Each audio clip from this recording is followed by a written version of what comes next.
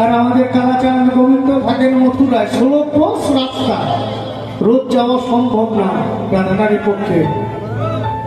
পরে আসবো, কেন যাওয়া সম্ভব না? তবে তিনি কলঙ্কিনী,